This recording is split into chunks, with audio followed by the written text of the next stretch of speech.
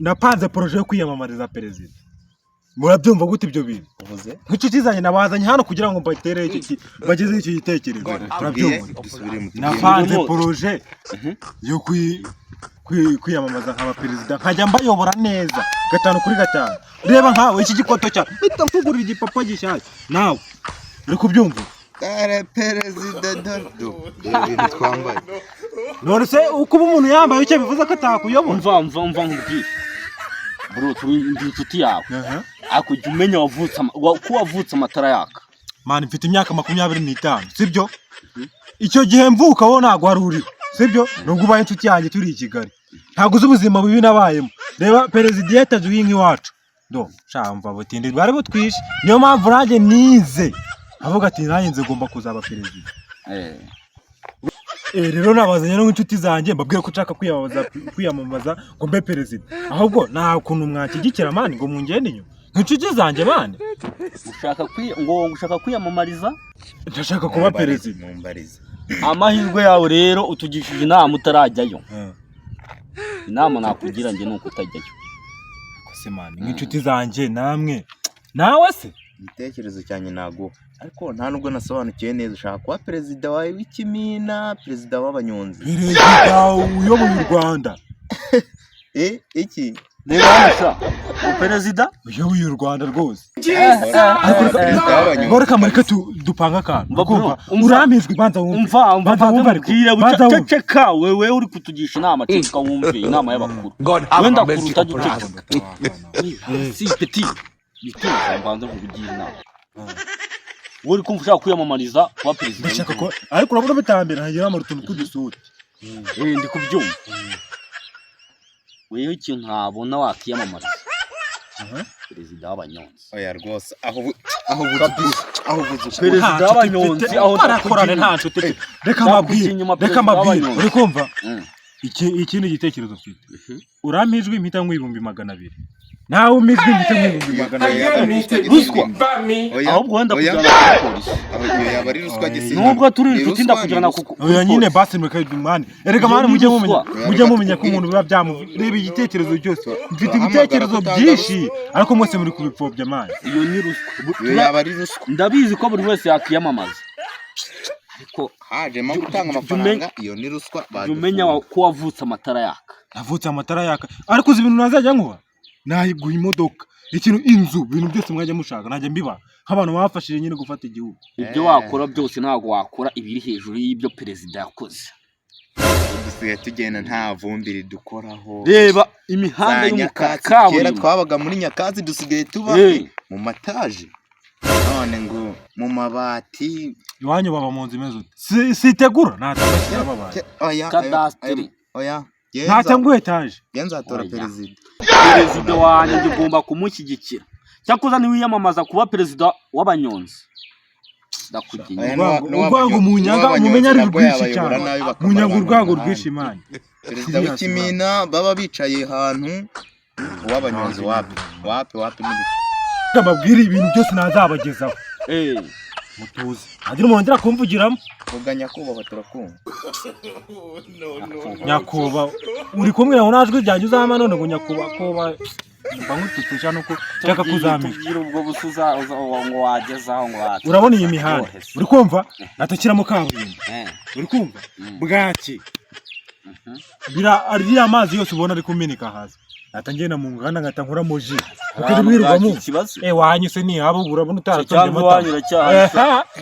Ujya wihereba nkaka ngaka. Wari muravuga ngo iyi mihanda ubose Debe kuwaje ziri hano hepfo niwe wazishyizemo. Ariko yazishyizemo yibagirwa. Nanjye naho nshaka guhita ngarukira. Oya Jumenya ubu nawe kubwiye ngo jumenya ko wavutse amatara yaka. Amatara yaka se kiragishanga cyane. Mva petit jumenya ko nkuruta. Uruta he. Ngewe amashuri nize. Ejo mu gitondo maze nanjye yanyemerera kwiyamamaza. Ariko nge ngomba kujya imbere ya perezida, ngomba kumujya inyuma. Umaze kuzana agatuza ngo ugiye kuba perezida. Wewe arumva ahaza umuceri w'abameri arumva ashaka kwiyamamaza ariko. Oya agatuza ntago ariko dutora twe dutora ubwenge kandi ubwenge ntabwo ufite. Man. Ushatse kuvuga ko umuntu ushaka kwiyamamariza perezida ntabwo ufite. Yabo ufite ubwo bwenge ntabwo. Nta nshuti nifitiye ko nawe ubwo bwenge yawe ufite ntago wagatekereje ngo yo popo yega inshuti se muri inshuti cyangwa muri ibipfayongo umva njye mba ndi kukugira inama ya Kigali uri inshuti cyangwa uri igipfayongo mutubize icyo ngicyo njye mba ndi kukugira inama inshuti yanjye imvira nk'umuntu ushaka gutorerwa perezida mwabaginga mwereka amabwiriza wada kuba wambara izo bodaboda ushaka kwiyamamaza gufite ituza ntabwo ari byo biyobora njyewe mfite ubwenge urabyemera kandi ubwenge ubwenge bwo ntabwo abwaho n'umuperezida yiyogoshesha ikintu nk'iki ndebera iki kintu ariko mveho marine we urukumva rero nshuti yacu urafasha cyane umfasha nshuti yacu ibintu bibiri urafasha ntumfasha tukubwire nyine tuza we petit nakubwati cisha make umenye ko nguruta nkongere kunkuraho tuza ikintu ni bibiri ni bibiri urantora nkubere perezida cyangwa ntabwo ntora hamwe tukubwire ubwenge ufite ntabwo bukwemera kuba perezida umva uri inshuti yacu rero nshuti yanjye reka nkubwire yakugira ngo mutore natora imbwa bikagira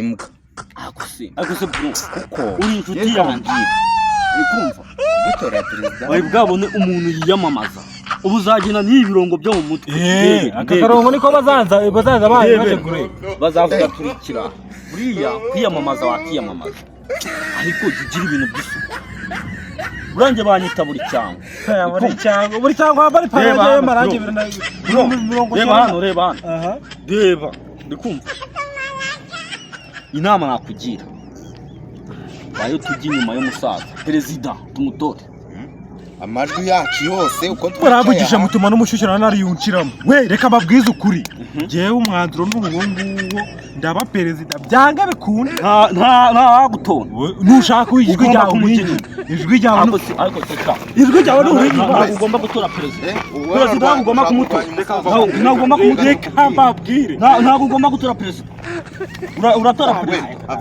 uratora perezida tukubwire urayo mifupa yawe uratora perezida urayo mifupa yawe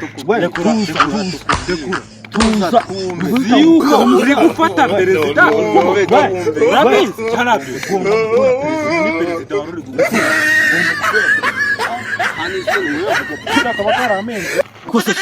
ubwiza ibintu perezida yatugejejeho imihanda amazi meza reba mu mujyi uburyo hakeye uri kumva umutekano mu gihugu cyacu noneho umutekano ujya ubona ubwo we watugezaho iki gusobanura tubwire ikintu watugezaho reka nkubwire nyine reka nkubwire nagukubita naho kugira ngo ubyeme jya umenya ko nkuruta shisha make waretse nkahaguruka nkakubwira tuza nyine reka nkubwire dusobanura impamvu utagomba gutora reka nkubwire sibyo soba icara nihorera tubwire wandekuye nkavuga wa mugabo dusobanurire nako wakabwaho urongera kunkoraho dusobanura data nkwereka ko ndi perezida wa nyawe tubwire impamvu utagomba gutora ntiwabona imbwa yakubise tubwire nari nagatangaye nsanze udatoye umusaza ukubita imbwa inda zikagupfira mu myenda uriya musaza niwe wawe wagira ngo twumve nashakaga kubumva wagira ngo twumve oya ariko natwe wasanze tumuri inyuma ntabwo twamuva inyuma iyo hagira n'umwe uvuga ngo nagutora nkakwereka oya wagira ngo twumve nashakaga kubumva kandi nta nundi twatora twebwe ntabwo namuva inyuma ahubwo nahigize ngo ntabwo wamutora turagenda nijoro wagira ni kumanywa uriya n'umusaza wacu mwana umva iyo utamutora ari kureba ibintu nkukorera uriya ni umusaza najye wibeshye ko namuvuga nabi uzi ubwenge wibeshye ko namuvuga nabi naringize ngo ariko se reka mbabwire uriya musaza wacu perezida Paul Kagame utamutora yabarinda ni ibintu byose yatugejejeho ariko ujya ubanza wumva izina nyakubahwa perezida Paul Kagame niyo mpamvu rero ari umunyarwanda n'utari umunyarwanda wese yemerewe kuzamutora utamutoye ahubwo utababura n'injiji mu kwaka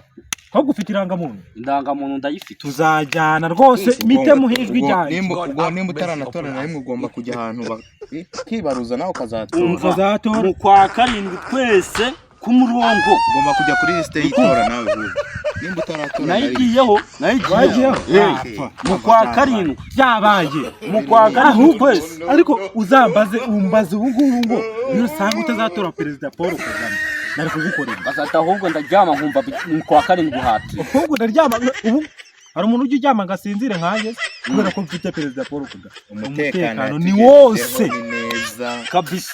mukore aryama agasinzira. Mukore hano. Sha murakoze cyane kuba mushyigikirana. Kabisa.